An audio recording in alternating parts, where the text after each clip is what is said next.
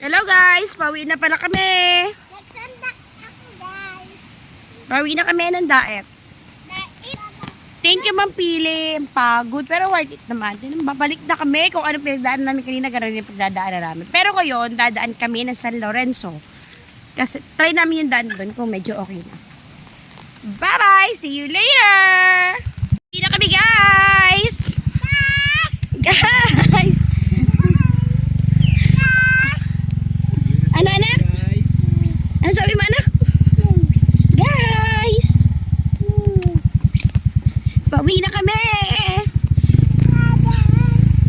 Nung nakaraan, guys, nasa San Pascual tayo, Basol, Camarines Norte. Ngayon naman po ay andito tayo sa Pampili, San Lorenzo, Camarines Norte.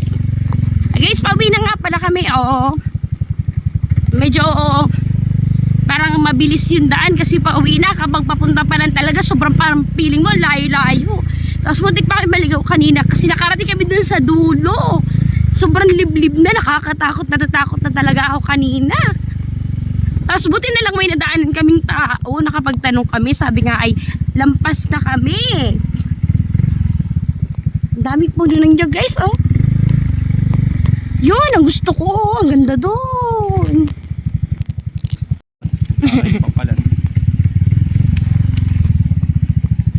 Malapit na rin yan.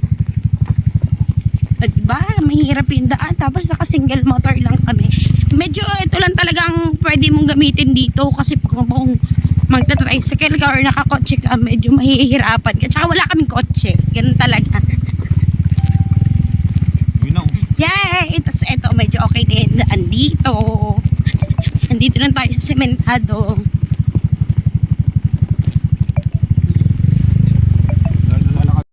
Dito na nga pala kami, guys, tumaan sa kabila. Sa kabilang daan, may daan din kasi dito papuntang labas sa San Lorenzo Ruiz. Kanina doon kami pumasok sa Basol, San Felipe. Ngayon pauwi kami, dito kami San Lorenzo dadaan para ma-enjoy namin yung rides.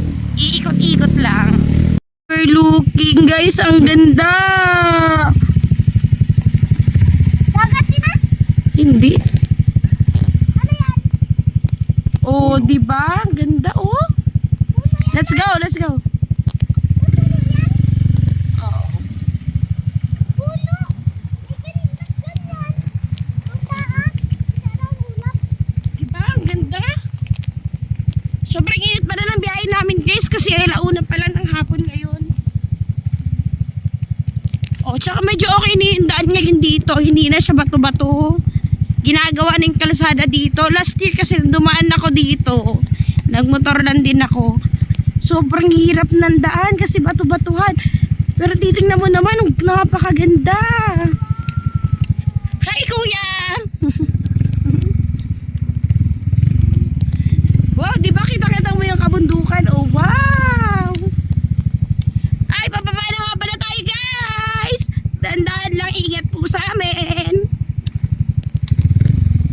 Ganda, oh. Kita nyo yan?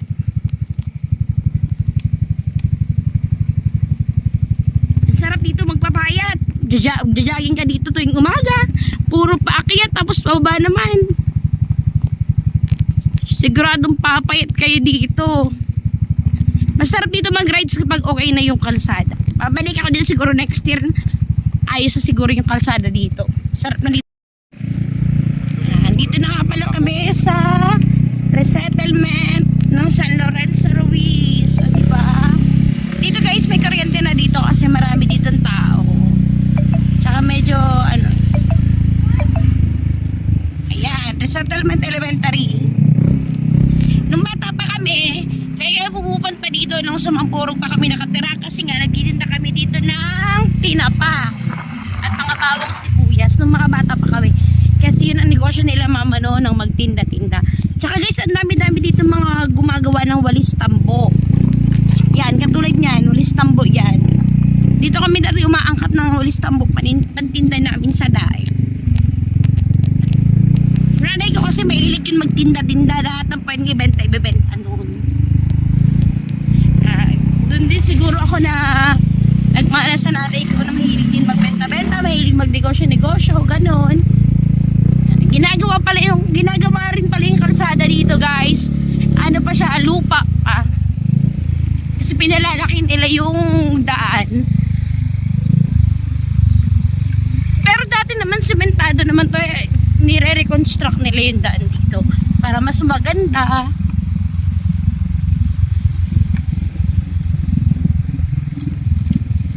Diba ang ganda ng mga kabundukan? Napaka-presko.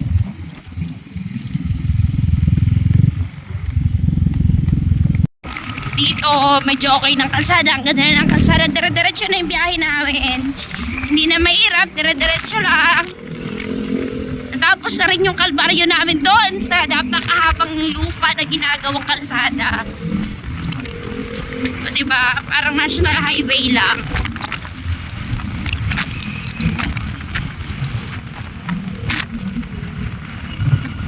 Tulog na nga pala si Onyx. Oh.